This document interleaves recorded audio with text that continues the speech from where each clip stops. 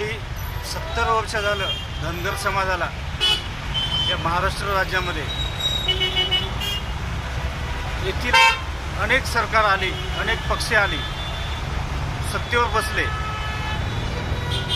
परंतु धनगर समाजाला एसटी आरक्षणाच्या सवलती लागू केल्या नाहीत। घटनेमध्ये धनगर समाजाला एसटीमध्ये आरक्षण दिलेले असताना देखील येथील राज्यकर्त्यांनी जाणीवपूर्वक हा समाज विकासाच्या प्रवाहात येऊ नये, हा समाज सत्तेवर जाऊ नये म्हणून येथील सरकारने वेळोवेळी या समाजाची खोटे आश्वासन देऊन फसवणूक केली।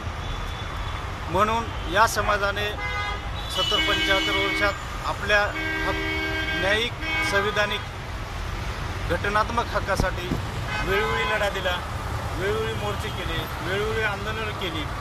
अनेक लोक या मागणीसाठी शहीद झाले, तरीही देखील सरकारला जाग येत नाही।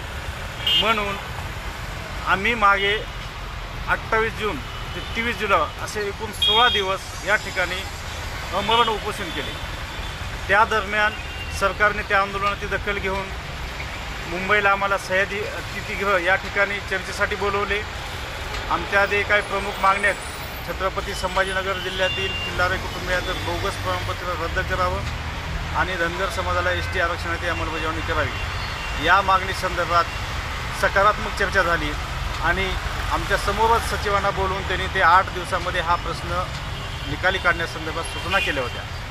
परंतु त्याला आता तब्बल 1.5 महिना झाले, अजून कसल्याही प्रकारचं सरकारी दरबारी हालचाल नाही किंवा त्यांचं आम्हाला लेखी पत्र आलेलं नाही। त्यामुळे आम्ही परत पुण्यश्लोक अहिल्यादेवी होळकर चौक या ठिकाणी माझे सहकारी चंद्रकांत हजारे साहेब आणि मी स्वतः अनिल गोयकर या ठिकाणी आमरण उपोषणाला बसलेलो आहोत। आणि हे उपोषण जोपर्यंत सरकार आता आमच्या मागण्या मान्य करत नाही, धनगर समाजाला एसटी आरक्षणाचा DR काढत नाही, तोपर्यंत आम्ही या जागेवरून तसबुरी हलणार नाही। भले आमचे प्राण गेले तरी चालले, कारण सरकारला जर आमचं बलिदानच घ्यायचं असेल तर आत्ता आम्ही हे बलिदान देण्यासाठी समाजासाठी तयार झालेलो। आम्हाला आमचं काही जरी जीवाचं बरं वाईट झालं असलं तरी आम्ही एक तसबुरी पाठीमागं हटणार नाही, अशी ही आमची आपल्या माध्यमातून मी सरकारला ठामपणाची भूमिका मांडतो आणि त्यांना इशारा देतो की लवकरात लवकर या सरकारने या प्रश्नावर तोडगा काढावा, अन्यथा येणाऱ्या काळामध्ये सरकारला निश्चितच याची किंमत मोजावं लागेल। हे खूप महागात पडेल। 2 कोटी समाजाला ब्रिटिश धरण्याचं आणि या समाजावर अन्याय आणि संविधानिक घटनात्मक हक्कापासून दूर ठेवण्याची किंमत या सरकारला निश्चित मोजावं लागेल। मी एवढं तुम्हाला या माध्यमातून सांगू शकतो। सर, तुमचा आज उपोषणाचा कितवा दिवस आहे? आज आमचा 2रा दिवस आहे आणि आम्ही जसं इथं बसलो तसंच आमचे बांधव पंढरपूरमध्ये देखील काही लोक त्या ठिकाणी याच मागणीसाठी उपोषणाला बसले आहेत। त्यांचाही 2रा दिवस आहे, आमचा देखील 2रा दिवस आहे आणि 2रा काय किंवा 3रा काय असे कितीही दिवस गेले, आमच्या मागणीच्या संदर्भात जोपर्यंत सरकार विचार करत नाही आणि लेखी आम्हाला त्याचं उत्तर भेटत नाही, तोपर्यंत आमच्या जीवाचं काही बरं झालं तरी आम्ही इथून उठणार नाही, अशी आमची ठाम भूमिका आहे। 28 जुलै रोजी आपण उपोषणाला बसला होता, त्याच्यानंतर सरकारने कुठली भूमिका घेतली आणि त्याच्यानंतर मग तुम्ही आंदोलन स्थगित का केलं? आम्ही 28 जून ते 13 जुलै उपोषणाला बसलो होतो। 12 जुलैला आमच्या शिक्षण मंडळासोबत CMची मीटिंग झाली, त्यांनी आम्हाला लेखी पत्र दिलं, त्या ठिकाणी आणि उपोषण सांगितलं किंवा 8 ते 10 दिवसामध्ये तुमच्या मागणीसंदर्भात निर्णय घेऊ, म्हणून आम्ही तेव्हा त्यांच्या लेखी आश्वासनानंतर उपोषण सोडलं होतं, स्थगित केलं होतं। परंतु जेव्हा 8-10 दिवस गेले, 15 दिवस गेले, त्याच्यानंतर त्यांनी काहीच केलं नाही। आम्ही परत पालकमंत्री गिरीश महाजन जेव्हा आपले लातूरला आले तेव्हा आम्ही त्यांना घेराव घातला आणि त्यांना ती गोष्ट निदर्शन आणून दिली। तेव्हा त्यांनी लगेच आम्हाला 30 जुलै रोजी परत CM बरोबर माननीय मुख्यमंत्र्यांसोबत मिटिंग लावली सह्याद्री अतिथीगृह या ठिकाणी आणि त्यांनी परत पहिल्यासारखंच आमच्या आश्वासनाची गोड बोलून गोळवण केली, सांगितलं परत की 8 दिवसात 10 दिवसात तुमचा किल्लारी कुटुंब प्रमाणपत्र रद्द करण्यावर निर्णय घेतला जाईल, तसे आदेशही दिले। परंतु त्याला आता तब्बल 1.5 ते 2 महिन्याच्या जवळपास होत आहे, तरीही सरकारने अजून कुठल्याही कशाही प्रकारचं पाऊल उचललेलं नाही। ही सरकारची केवळ आणि केवळ वेळ काढूपणाची भूमिका आहे आणि धनगर समाजाच्या तोंडाला फक्त पानं पुसण्याचं काम हे सरकार करत आहे. धनगर समाज राजकीयदृष्ट्या संघटित नसल्यामुळे धनगर समाजाची फसवणूक सरकार करण्यात यशस्वी होते असं तुम्हाला वाटतंय का? नाही, मुळात धनगर समाजाच्या बाबतीत येथील सरकार, मग आत्ता चालू असलेलं ह्या महाविकास आघाडी सरकार असेल किंवा याच्या अगोदरचं काँग्रेस, राष्ट्रवादी, BJP, शिवसेना, सर्वच पक्ष या समाजाची फसवणूक करत आहेत. कारण आम्ही नव्याने मागत नाहीत. आम्हाला घटनेनं दिलेलं आहे जी काही महाराष्ट्र राज्याच्या ST कॅटेगरीच्या जी काही 47 जाती आहेत तेव्हा 36व्या क्रमांकावर धनगड ही जात त्या ठिकाणी नमूद केलेली असताना देखील आमची फार मोठी मागणी नाही, ते घटनेत दिले तेच आम्ही मागतोय आणि तेही सरकार देत नाही. म्हणजे जसं काही या समाजाला कुणी वालीत राहिलं नाही अशी परिस्थिती निर्माण झालेली आहे. निश्चितच आम्ही कुठेतरी समाज म्हणून एक सामाजिक संघटन म्हणून कमी पडत असूही, परंतु येणाऱ्या काळामध्ये निश्चित आता तरुण पिढी जागृत झालेली आहे. ते अभ्यास करत आहेत की कोण फसवलं, कोण नुकसान केले, कोण आपल्याला या मूलभूत हक्कापासून वंचित ठेवतोय, हे सगळं माहीत झालेलं आहे समाजाला. त्यामुळं आता येणाऱ्या काळामध्ये समाज जागृत झाला आहे. येणाऱ्या काळात निश्चितच समाज एक संघटित होऊन याच्या विरोधात मोठा लढा महाराष्ट्रात उभा करेल, यामध्ये काही दुमत नाही. आपल्या समाजाचेच आमदार गोपीचंद पडळकर म्हणतात की जे आदिवासीला तेच धनगरांना वगैरे सुविधा, त्या जे काही या योजना आहेत त्यांचा लाभ इथं आपल्यापर्यंत समाज बांधवापर्यंत पोहोचला आहे का?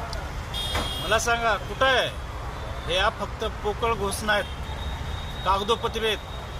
मला कुणीही महाराष्ट्रातल्या एकाने उठून सांगावं की त्यातली फक्त धनगर समाजाला नामांकित शाळेमध्ये प्रवेश मिळण्या ही एकच योजना चालू आहे, बाकी एकही योजना या महाराष्ट्रात नाही आहे. त्यामुळं हे सर्व सरकारच्या फसव्या योजना आहेत आणि ही वेळ काढूपणाची भूमिका आहे आणि असल्या सरकारच्या फसव्या योजनावर धनगर समाजाने अजिबात इथून पुढे विश्वास ठेवू नये असं माझं स्पष्ट मत आहे.